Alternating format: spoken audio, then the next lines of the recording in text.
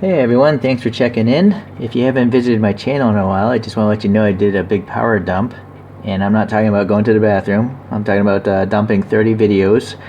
And so if you want to just go into history, there's a bunch of Hot Wheels, Kyoshos, and some other more random brands. But what we're looking at today here is the Ford Gran Torino Sport version from 1972.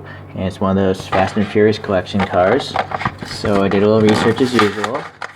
Turns out that the Ford Torino was available between 1968 and 1976, and it was named after Turin, Italy, which is known as like the Detroit of Italy. A lot of car manufacturing going on there.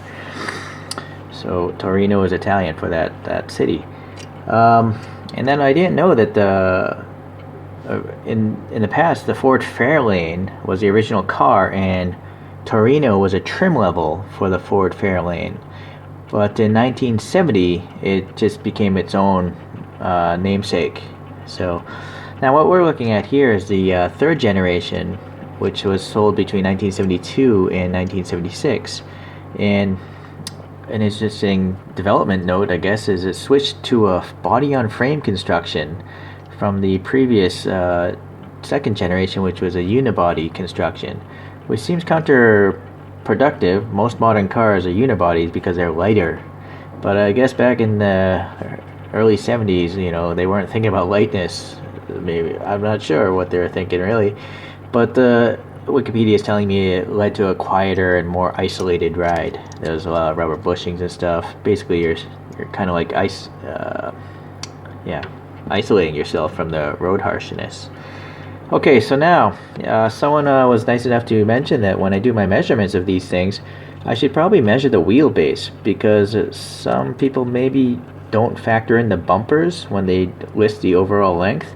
So we're going to try both today, because I'm not sure which is going to be easier to do on camera. I did look up the wheelbase of the two-door coupe here. It's called the two-door sports roof. It's supposed to be 2896 millimeters long. So if I go axle to axle hole, this is what, 43? See, this is the problem. A millimeter actually becomes over 2 inches if you screw up the measurement. And somewhere here we're like 42.5, I'm guessing. It's hard to say. 42.5. Let's try that.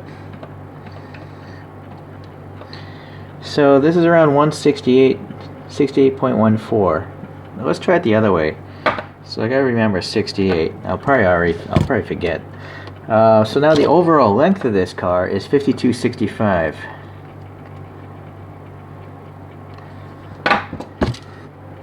Now if I get the calipers out.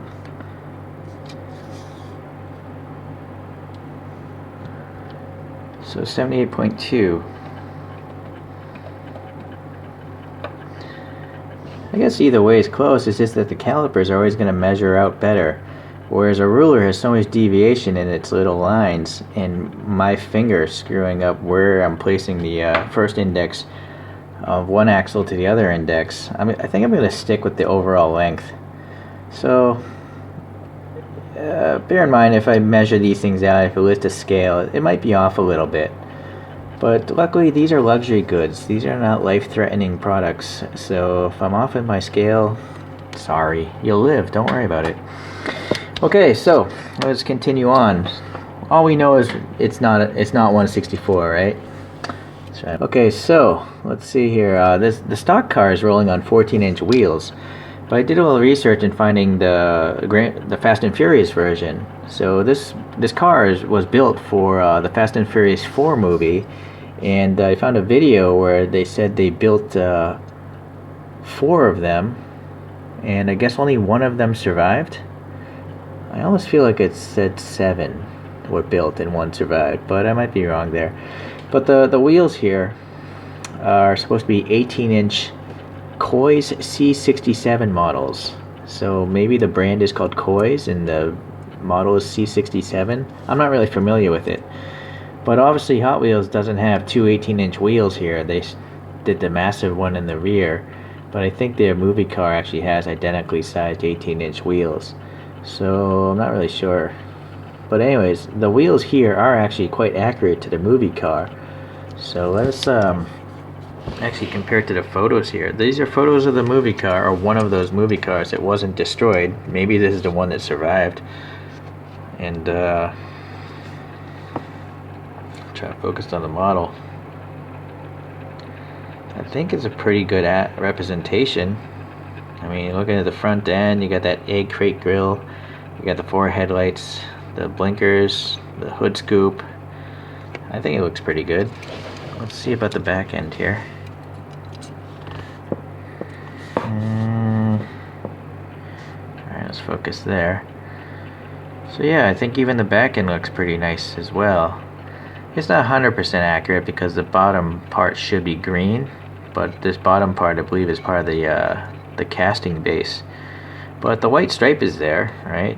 The reflectors are on the side of there. So I think they did a good job. Let's continue on with the review here. Alright, so what's pleasant about these wheels is they're chromed out. So the axle, this exposed steel axle, doesn't bother me as much as usual. And since it looks like these wheels were specifically made for this casting, they look...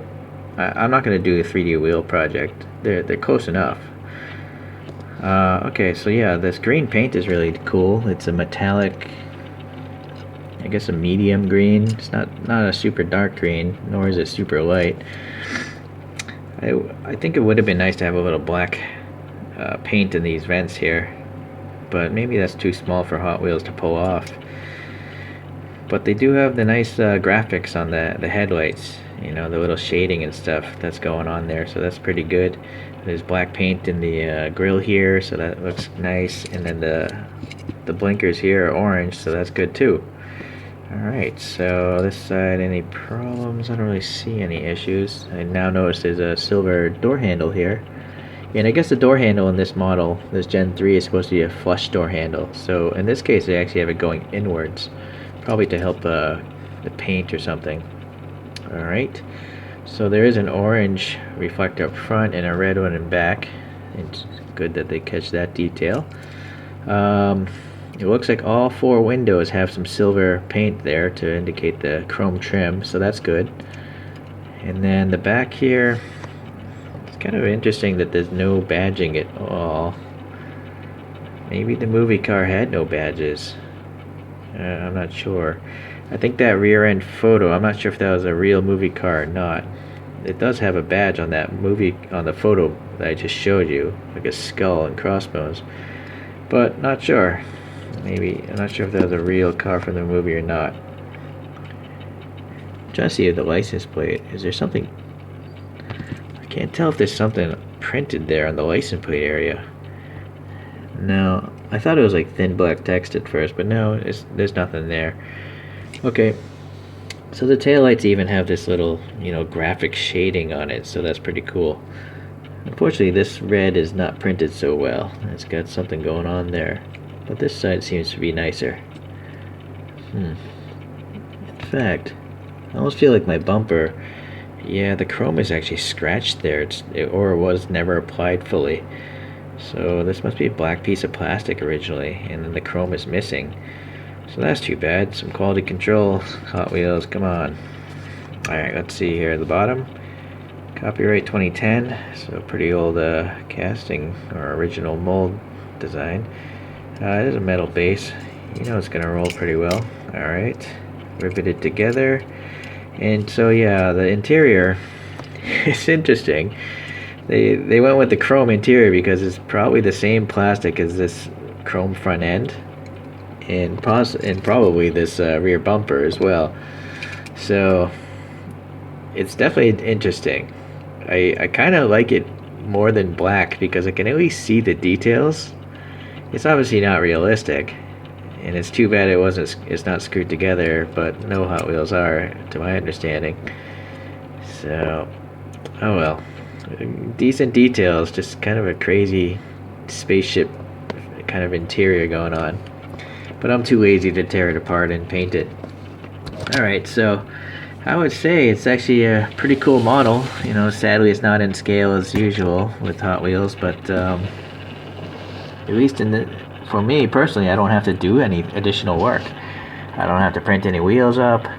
I suppose I could maybe put some black Sharpie in those front vents, but that would be it. So basically like a 2-minute job, and this thing is looking pretty sweet.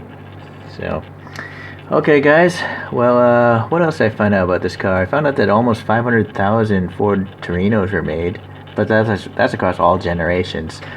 And then it was the best-selling mid-sized car in 1972, which is this model's generation. It was also the first time Ford outsold the Chevelle since the Chevelle was introduced in 1964. So it was a pretty good model for Ford, and I think it looks cool. I'll still always remember this car from Gran Torino more than Fast and Furious, but I'm pretty happy to have this in my collection. It's pretty cool looking. Alright guys, well keep on collecting, a quarter mile at a time.